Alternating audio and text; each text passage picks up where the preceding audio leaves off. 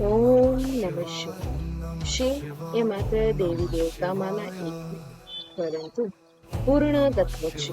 અને આજે આપણે વાત કરવા જઈ રહ્યા છીએ એક એવા શાસ્ત્ર વિશે જેમાં સમાયેલ છે શિવ તત્વનો સમગ્ર મહિમા, અને તે છે શિવ મહાપુરાણ. શિવપુરાણ એ હિન્દુ ધર્મના 18 મહાપુરાણોમાંનું એક છે. આ પુરાણમાં શિવજીની મહિમા, તેમના અવતારો અને તેમની લીલાઓનું વર્ણન કરવામાં આવ્યું છે. શિવ ભક્તોની કથા અને આધ્યાત્મિક તત્વોનું વિશેષ વર્ણન છે. કુલ 24,000 શ્લોકોથી બનેલું આ મહાપુરાણ વર્તમાનમાં પણ એટલું જ પ્રભાવશાળી છે. શિવપુરાણનો મુખ્ય હેતુ છે માનવની શિવભક્તિ દ્વારા મોક્ષની યાત્રા તરફ દોરવું. આ ગ્રંથની રચના મહર્ષિ વેદવ્યાસે કરી હતી. તેમણે શિવજીના આશીર્વાદથી આ મહાન ગ્રંથ તૈયાર કર્યો હતો. આ પુરાણ નંદીદેવ દ્વારા સાક્ષાત કહેવાયું હોવાનું પણ માન્યું. શિવપુરાણમાં 7 મુખ્ય ખંડ છે. દરેક ખાસ પ્રકારની શિવલીલા અને જ્ઞાન આપ્યું છે. પેલું છે વિદ્યેશ્વર સંહિતા, જેમાં છે શિવ ભક્તિના ફળ, શિવલિંગ સ્થાપનાનું મહત્વ.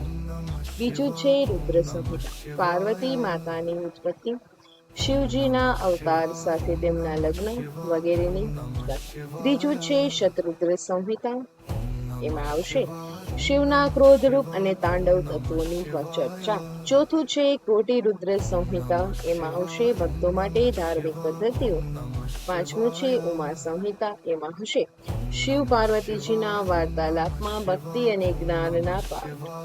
છઠ્ઠું છે કલ્યાવાન એટલે કે કલ્યાણ સંહિતા, એટલે કે ધર્મનું મહત્વ અને શિવ ભક્તિથી જીવાત્માનું કલ્યાણ.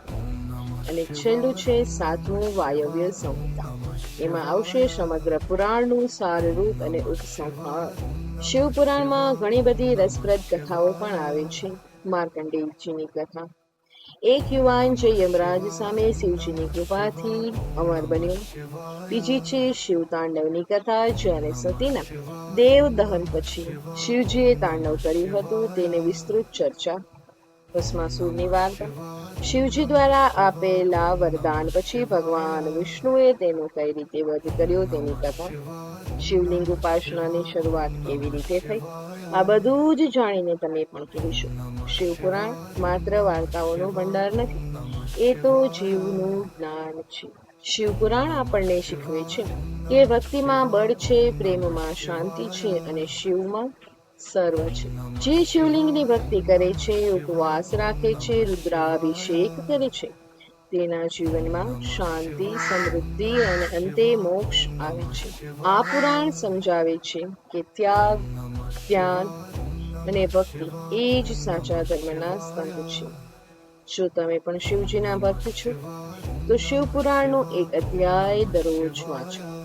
શિવના તત્વને જીવો અને ભક્તિથી જીવન સરળ બનશે. કેમ કે શિવ એ આરંભ છે, શિવ એ અંત છે, શિવ એ આનંદ છે. જો આ વિડીયો પસંદ આવ્યો હોય તો લાઈક જરૂર કરજો, શેર કરજો અને આવા જ ધાર્મિક યાત્રા માટે ચેનલને સબસ્ક્રાઇબ કરવાનું ભૂલતા નહીં. જય ભોળાનાથ. હર હર મહાદેવ.